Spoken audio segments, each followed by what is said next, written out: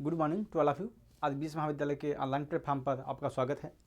आज की हमारी क्लास होगी क्लासिफिकेशन बेस्ड अपॉन सिंथेसिस। इसके पहले की क्लासेस में हम लोगों ने पढ़ा था पॉलीमर और इसका वर्गीकरण, ठीक है ना। तो उसी वर्गीकरण के अंतर्गत हम लोग पढ़ रहे हैं संश्लेषण के आधार पर पॉलीमर का वर्गीकरण, ठीक है ना। तो पहला इसमें आपका है कंडेंसेशन पॉलीमराइजेशन, जिसे हम लोग स्टेप पॉलीमराइजेशन भी बोलते हैं, ठीक है ना। तो पहली पॉइंट आपका यही है, condensation polymerization is also known as step polymerization, ठीक है। दूसरा पॉइंट अब क्या है, for condensation polymerization monomer should have at least 2 functional group, ठीक है। तो कंडेंसेशन पॉलीमराइजेशन के लिए शर्त यही है पहली। दूसरी कि आपका इसमें 2 फंक्शनलिटी मोनोमर की होनी चाहिए, ठीक है। तो फंक्शनलिटी मतलब क्या होता है, बाइंडिंग साइट, ठीक है ना। किसी भी जो कोई भी मोनोमर है उससे कम एक मोनोमर से 2 मोनोमर जुड़ सकें, ठीक है ना। मान लीजिए ये आपका इथाइलिन मॉलिक्यूल था CH2, इसकी फंक्शनलिटी आपकी होती है 2, ठीक है ना।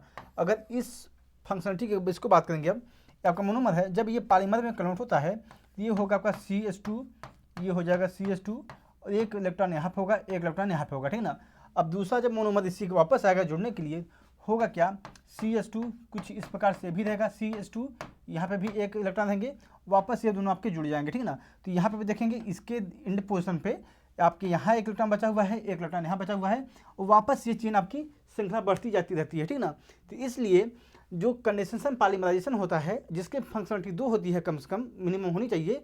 अगर 2 फंक्शनलिटी उस मॉलिक्यूल उस मोनोमर की है तो वो हमेशा लीनियर पॉलीमर देता है, ठीक ना। क्योंकि यहाँ पर अगर देखेंगे, अब मान लीजिए अगर दूसरा मोनोमर आता है, ठीक है, तो ये भी आपस यही जुड़ेगा, CH2 कुछ ऐसा होगा, यहाँ पे एक इलेक्ट्रॉन होगा, एक इलेक्ट्रॉन यहाँ होगा, वापस जुड़ जाएगा, एक इलेक्ट्रॉन यहाँ बच जाएगा, ठीक है ना। ये श्रृंखला आपकी चलती रहती है, ठीक है ना। तो ये आपकी इथाइलिन केस हुआ। और जब इथाइलिन का आपका जानते हैं जब पॉलीमर बनता है तो इसको बोलते हैं पॉलीथीन, ठीक है ना। जो इसका इथाइलिन का जो पॉलीमर होता है उसको बोलते हैं पॉलीथीन। ये वही पॉलीथीन है जो प्लास्टिक का इस्तेमाल किया जाता है, ठीक है ना। तो उसी को हम लोग पॉलीथीन बोलते हैं बेसिकली। तो ये आपका कंडेंसेशन पॉलीमराइजेशन के बारे में हुआ। इसका एग्जांपल दे सकते हैं, ये आपका एक डाइएमीन कंपाउंड है, ठीक है। अभी R=2 हो सकता है आपका हो जाए, जैसे हम लोग पता है इसके हमको, जो नालान 6 था मॉलिक्यूल था आपका, ठीक है। ये बनता था आपका एडिपिक एसिड से, ठीक है, और ये बनता था आपका एक हेक्सामिथाइल डाइएमीन से, ठीक है ना। तो हेक्सामिथाइल डाइएमीन, यहाँ पे डाइएमीन तो है ही है। अब हेक्सामिथाइल मतलब 6 मिथाइल मॉलिक्यूल CH2 6 हो गए, ये आपका हेक्सामिथाइल डाइएमीन हो गया। और एडिपिक एसिड में क्या था कि R=2 था, यहाँ पे CH2 था, ठीक ना। जब ये दोनों मोनोमर आपके हैं, दोनों मोनोमर हैं अलग अलग, ये जो दोनों मोनोमर जब इसका कंडेंसेशन होता है तब जाके बनता है आपका नालान 6, ठीक है ना। तो यहाँ पे क्या होगा, इस एमीन ग्रुप का एक हाइड्रोजन इसका, इस एसिड ग्रुप का हाइड्रोक्सिल ग्रुप, दोनों कंबाइन करेंगे, H2 आपका बाहर निकलेगा। इसकी वजह से क्या होगा, इस एसिड ग्रुप में एक पेप्टाइड बांड बन जाता है, इसके बीच में एक बांड बन जाता है, ठीक है ना। अब इससे क्या होगा, ये इसकी श्रृंखला बढ़ती चली जाती रहती है, ठीक ना। क्योंकि इसके पास 2 ही देखेंगे, 2 फंक्शनलिटी इसके पास भी है, 2 फंक्शनलिटी इसके पास भी है, ठीक ना। तो इसका क्या मतलब हुआ कि ये केवल लीनियर पॉलीमर बनवाएंगे, और जो से इस मोनोमर से जो एडिपिक एसिड जो एसिड है मोनोमर और जो डाइएमीन का मोनोमर है, इन दोनों की वजह से आपका पॉलीइमाइड बनता है पॉलीमर, ठीक है ना। तो इसका कुछ इस प्रकार से बनता है, आपका पॉलीमेरिक स्ट्रक्चर बनेगा। इसी प्रकार से आपका एक अगला मॉलिक्यूल है जहाँ पे आप देखेंगे 2 हाइड्रोक्सिल ग्रुप हैं ये, ठीक है ना। ये एक हाइड्रोक्सिल ग्रुप यहाँ पे है, एक हाइड्रोक्सिल ग्रुप यहाँ पे है, और यहाँ पे आप देख रहे हैं यहाँ पे सेम, यहाँ पे इसकी फंक्शनलिटी 2 है, और यहाँ पे देखेंगे हम लोग ये आपके 2 एसिड ग्रुप है यहाँ पे, और इसकी भी 2 फंक्शनलिटी है, ठीक है, फंक्शनलिटी इसकी भी 2 है। ये भी आपका पॉलीएस्टर बनाते हैं, ठीक है ना। तो ये कुल मिला के बात करने की यहाँ पे है कि कंडेंसेशन पॉलीमराइजेशन के लिए आवश्यक कंडीशन यही है कि उसके पास 2 कम से कम फंक्शनलिटी उसकी होनी चाहिए, कम से कम उस मोनोमर से 2 ग्रुप जुड़ सके, ऐसा उसके पास फंक्शनल ग्रुप होना चाहिए, ठीक है ना। तो ये आपका हुआ कंडेंसेशन पॉलीमराइजेशन, ठीक है। तो condensation polymerization do not contain all atom initially present in the monomer, some atom lost in the form of small molecule that is the AR eliminated, ठीक ना। तो जानते हैं जैसा कि हम लोगों ने देखा, जब ये आपका एडिपिक एसिड था यहाँ पे, ठीक है, यहाँ पे जब एडिपिक एसिड था यहाँ बताया जा रहा है, चौथे पॉइंट बताया जा रहा है कि जब मोनोमर है, ये आपके ये दोनों मोनोमर हैं, ठीक है, जब हम लोग कंडेंसेशन कर रहे हैं, इसका OH, इसका हाइड्रोजन मॉलिक्यूल, ठीक है ना, ये आपके बाहर निकल जाते हैं, ठीक है ना। तो जो हमारा प्रोडक्ट बनता है, जो पॉलीमर हमें बनता है, वहाँ पे जो मोनोमर थे, जैसे दोनों मोनोमर में यहाँ पे एक हाइड्रोजन का लॉस होता है, एक यहाँ पे हाइड्रोक्साइड ग्रुप का लॉस होता है, ठीक ना। तो यहाँ पे वही बताया जा रहा है कि जब मोनोमर में जो हमारे पूरे एटम होते हैं, जब इसका पॉलीमर बनता है तो उसमें कुछ न कुछ जो मॉलिक्यूल होते हैं वो लॉस हो जाता है, उनका जो खत्म हो जाता है, ठीक ना। यही चीज़ें यहाँ बताई जा रही हैं, ठीक है। Monomer having 3 functional group always gives cross link polymer, ठीक है ना। 2 में बताया गया, जब 2 फंक्शनलिटी किसी मॉलिक्यूल की है, 2 फंक्शनल ग्रुप हैं, तो वो आपका लीनियर पॉलीमर देता है। लेकिन जब किसी भी मोनोमर की अगर 3 फंक्शनलिटी ग्रुप होती है तो उसको वो आपका क्रॉस लिंक पॉलीमर देता है, ठीक ना। एग्जाम्पल आपका यूरिया है, फिनाल फॉर्मेल्डिहाइड है, रेजिन है, एल्काइड है, रेजिन है, ठीक है ना, और फॉर्मेल्डिहाइड रेजिन है, ठीक है ना। तो कुल मिला के क्या बात है, इसमें 3 अगर फंक्शनलिटी है, किसी भी मोनोमर की फंक्शनलिटी अगर 3 है तो वो आपका क्रॉस लिंक पॉलीमर देगा। 2 फंक्शनलिटी उसकी है तो वो लीनियर पॉलीमर देता है, ठीक है ना। All resin are cross link polymer and all cross link polymer are condensation polymerization polymer, ठीक है ना। तो यहाँ पर रेजिन जितने भी होंगे, जो रेजिन पॉलीमर होता है वो हमेशा क्रॉस लिंक पॉलीमर होता है, और सभी क्रॉस लिंक पॉलीमर वो आपके कंडेंसेशन पॉलीमराइजेशन के ही पार्ट होते हैं, ठीक है ना। ये चीज़ हमेशा याद रखिएगा। अब हम देखते हैं addition polymerization and addition polymer क्या होता है, ठीक है ना। जैसे इसके नाम से जान सकते होंगे कि आपका हमें जोड़ना है, ठीक है ना। 2 मोनोमर होंगे, उसमें सिंपल क्या हमारा क्या काम होगा, उनको जोड़ने का काम होगा, ठीक है ना। तो polymer which are found by addition reaction are known as addition polymer, ठीक है ना। जब हम किसी भी पॉलीमर को हम केवल जोड़ के उस पॉलीमर को प्राप्त कर ले रहे हैं तो उसको हम बोलते हैं addition polymer. If monomer is ethylene its derivative then addition polymer is either linear polymer or branch chain polymer, ठीक ना। बताया जा रहा है कि अगर मान लीजिए मोनोमर आपका इथाइलिन है या फिर इसका डेरिवेटिव है व्युत्पन्न इसका है, ठीक है ना। तो उस केस में हमेशा जो पॉलीमर होगा वो लीनियर पॉलीमर होगा या फिर वो ब्रांच चेन पॉलीमर होगा, ठीक ना। Example are polyethylene, polyvinylene chloride, polystyrene, polytetrafluoroethylene, polyvinyl cyanide, ठीक ना। ये जो मोनोमर हैं ये आपके इथाइलिन के डेरिवेटिव है, ठीक ना। जैसे इथाइलिन आपका सिंपल सा ये हुआ आपका इथाइलिन, ठीक है ना। अब ये आपका इथाइलिन है, ये आपका बेस मॉलिक्यूल, ठीक ना। अब इसका डेरिवेटिव में क्या होगा, जैसे CH2 डबल बॉन्ड CH हो जाए, अब Cl की जगह पे CN हो जाए, ठीक है। इस प्रकार से आपका यहाँ बोल सकते हैं CF2 हो जाए, कुछ ऐसा ये, ठीक है ना। ये आपका पॉलीटेट्रा फ्लोरो इथाइलिन है, ये आपका मॉलिक्यूल है, ठीक ना। तो इस प्रकार से ये आपके इथाइलिन के डेरिवेटिव हुए, ठीक ना। तो ऐसे अगर मॉलिक्यूल हैं तो ये हमेशा आपके एडिशन पॉलीमर देते हैं, ठीक है। और एडिशन पॉलीमर देंगे, उसके बाद इसमें आपका ये हो सकता है लीनियर पॉलीमर देंगे या फिर ये ब्रांच चेन पॉलीमर देते हैं, ठीक है। एग्जाम्पल के लिए देख लीजिए, ये आपके हैं example, if monomer is one three butadiene are 2 substituted one three butadiene then polymer always branch chain polymer, ठीक है ना। तो बेसिकली अगर 2 सब्स्टिट्यूटेड अगर मोनोमर हैं और या फिर 1,3-ब्यूटाडाइइन है, उसका हमेशा जो पॉलीमर बनता है वो हमेशा आपका बनता है ब्रांच चेन पॉलीमर, ठीक है। एग्जाम्पल के लिए ये आपका मान लीजिए यहाँ पे आपका ये ब्यूटाडाइइन है, यहाँ ग्रुप G है, जो ग्रुप होगा कोई यहाँ पे अटैच होगा, उसकी जगह मान लीजिए G के बराबर हम H कर देते हैं, G=H हो जाएगा, तो आपका बन जाएगा ये 1,3-ब्यूटाडाइइन बन जाता है। ये आपका मोनोमर है। जब इसका पॉलीमर बनता है तो बनता है, इसका पॉलीमर बनता है, इसका बनेगा पॉलीमर 1,3 आपका ब्यूटाडाइइन का 1,3-ब्यूटाडाइइन आपका मोनोमर है, ठीक है ना। इसका पॉलीमर जब बनता है तो ये आपका बनेगा कुछ इस प्रकार से पॉली 1,3-ब्यूटाडाइइन, ठीक है ना। तो ये आपका पॉलीमर हुआ, ठीक है। तो इस प्रकार से बोल सकते हैं हम लोग ये आपका बेसिकली ब्रांच चेन पॉलीमर देता है, ठीक है ना। जो 1,3-ब्यूटाडाइइन होगा वो आपका ब्रांच चेन पॉलीमर होगा। और इसकी फंक्शनलिटी आप लोग अगर चेक करोगे, इस बांड के द्वारा यहाँ पे 2 बनेंगे और यहाँ पे भी 2 बनते हैं, ठीक है ना। तो कुल मिला के इसकी फंक्शनलिटी आपकी 4 है 1,3-ब्यूटाडाइइन के, ठीक है ना।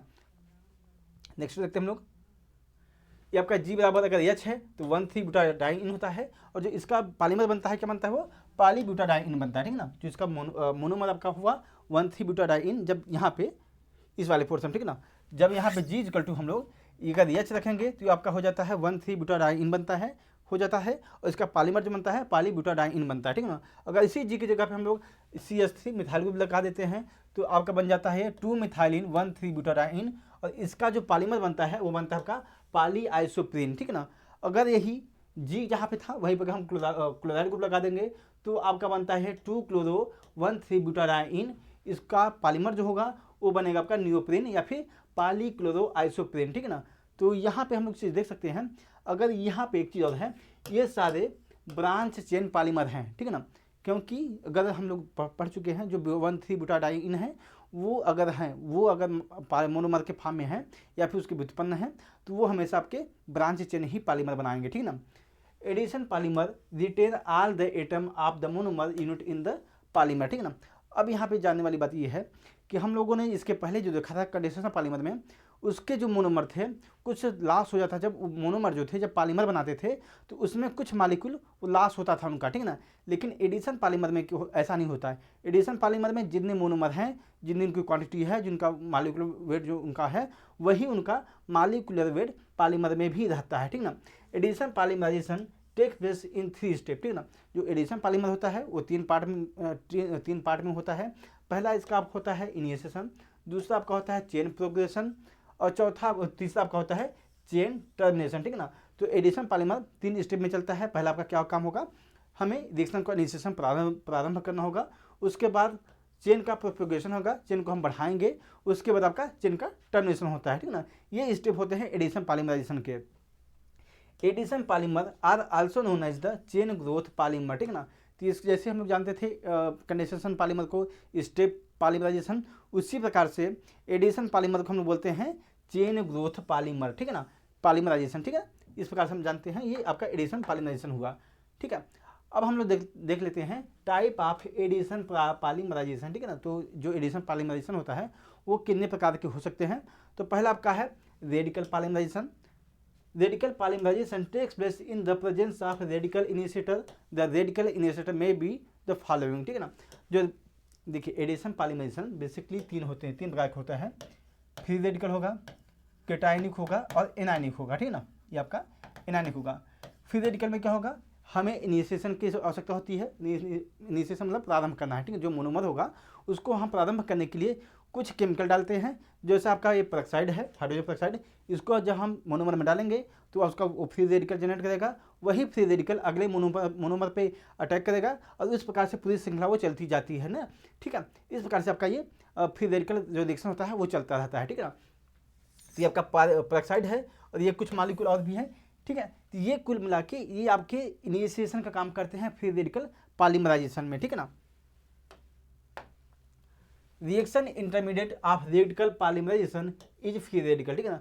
अब देखिए जैसे मान लीजिए ये आपका मॉलिक्यूल है, ठीक है ना। ये जब मॉलिक्यूल है यहाँ पे एक आपका मॉलिक्यूल मान लीजिए यहाँ पे फ्री रेडिकल जनरेट हो गया, यहाँ मॉलिक्यूल में ये आपका जो डबल बॉन्ड था सिंगल बॉन्ड में कन्वर्ट हो जाता है, ठीक है ना। वापस यही जो मॉलिक्यूल है यही इंटरमीडिएट का काम करता है, ठीक है ना, क्योंकि यही मॉलिक्यूल इसी मॉलिक्यूल से रिएक्शन करेगा और होगा क्या, वापस ये रिएक्शन जैसी होगा क्या, मान लीजिए यही मॉलिक्यूल जब इसी से रिएक्शन करता है तो होगा क्या, अब C6H5CH ऐसा समझिए, ये CH है, ये CH2 है ना, ये फ्री रेडिकल आपका हुआ, यहाँ पे C6 है, ये H5 है, ये आपका फ्री रेडिकल, ठीक है ना। वापस जब रिएक्शन इसी से करेगा तो होगा क्या, यहाँ पे अब जुड़ जाएगा C6H5 और यहाँ पे CH2, ठीक है ना। तो इस प्रकार से आपका ये पूरी रिएक्शन चलती रहती है फ्री रेडिकल के केस में, ठीक है ना। ये आपका होता है प्रोपेगेशन स्टेप, जहाँ पे आप लोग देख रहे हैं कि जो फ्री रेडिकल इंटरमीडिएट बन रहा है वही आपका नेक्स्ट मोनोमर से रिएक्शन कर रहा है और वो आपका रिएक्शन चलती रहती है, ठीक है ना। तो radical polymerization is given by those monomer whose free radical is stable, ठीक है ना।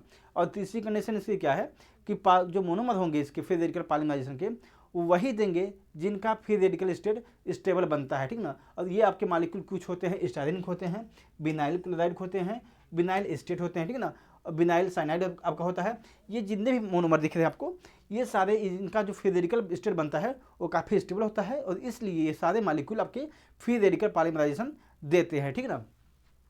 Radical polymer has linear as well as branch chain structure, ठीक है ना। तो जो रेडिकल पॉलीमर होते हैं वो आपके लीनियर पॉलीमर भी बनाते हैं और ब्रांच चेन पॉलीमर भी बनाते हैं, ठीक है ना। और डिपेंड करता है इसकी फंक्शनलिटी पे, फंक्शनलिटी उसकी क्या होती है, ठीक है ना। अगर लीनियर है आपका तो फिर वो लीनियर सॉरी अगर फंक्शनलिटी इसकी 2 है तो आपका लीनियर बनाता है, अगर 2 से ज़्यादा होती है तो ब्रांच बनाता है, ठीक है ना। इस प्रकार से हम समझ सकते हैं इस चीज़ों को। केटानिक पॉलीमर देख लेते हम लोग हैं। केटानिक मतलब हुआ यहाँ पे पॉजिटिव चार्ज होगा, ठीक है ना। Polymerization which is initiated by the electrophile is known as cationic polymerization, ठीक है ना। जब कोई भी मोनोमर है उसका हम इनिशिएशन किसी भी इलेक्ट्रोफाइल के द्वारा किया जाता है, ठीक है ना, तो उस पॉलीमर को हम बोलते हैं केटायनिक पॉलीमर, ठीक है। The reaction intermediate of cationic polymerization is carbocation, ठीक है। अब हम लोग इस रिएक्शन मोनोमर का हम लोग इनिशिएशन करते हैं इलेक्ट्रोफिलिक के द्वारा, ठीक है। अब जो हमारा जो इंटरमीडिएट बनता है उसमें हम लोग जो इंटरमीडिएट बनेगा वो आपका होगा कार्बोकेटायन, ठीक है ना। तो बेसिकली अगर हम बात करेंगे यहाँ पे तो कोई भी हम मान लीजिए CH2 मॉलिक्यूल लेते हैं इस प्रकार से, ठीक है।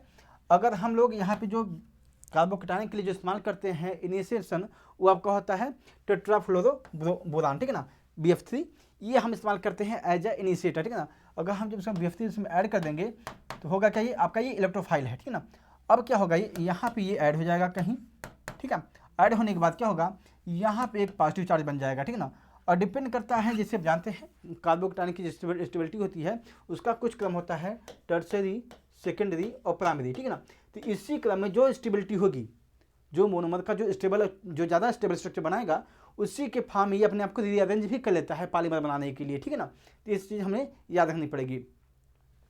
Carbocation can undergo rearrangement leading to the formation of more stable carbocation, ठीक है ना। तो यही बता रहा हूँ मैं, जब इंटरमीडिएट जब स्टेज इसका बनता है कार्बोकेटायन पॉलीमर का, उस कार्बोकेटायन पॉलीमर में रीअरेंजमेंट होता है, ठीक है ना। और रीअरेंज आपको इस तरीके से कुछ करता है कि ये जो ज़्यादा मोर स्टेबल स्ट्रक्चर बनाएगा पॉलीमर का वही मॉलिक्यूल आपका इस्ट करता है, ठीक है ना। The best electrophile for initiation is BF3, ये मैं बता चुका हूँ। Monomer that are best able to undergo polymerization by cationic mechanism are those with electron donating substituent that can be stabilize the carbocation, ठीक है ना। देखिए स्टेबलाइज स्ट्रक्चर हो जाएगा रीअरेंजमेंट के द्वारा, ठीक है ना, पुनर्विन्यास के द्वारा। ये जो पॉलीमर होंगे केटायनिक पॉलीमर वो अपने आप को रीअरेंज कर लेंगे, ठीक है ना। लेकिन उनमें भी अगर उस मॉलिक्यूल के पास इलेक्ट्रॉन डोनेटिव ग्रुप लगे हुए हैं तो वो ज़्यादा स्टेबल बनाता है, वो ज़्यादा स्टेबल होता है, ठीक है ना। यही चीज़ें यहाँ बताई गई हैं।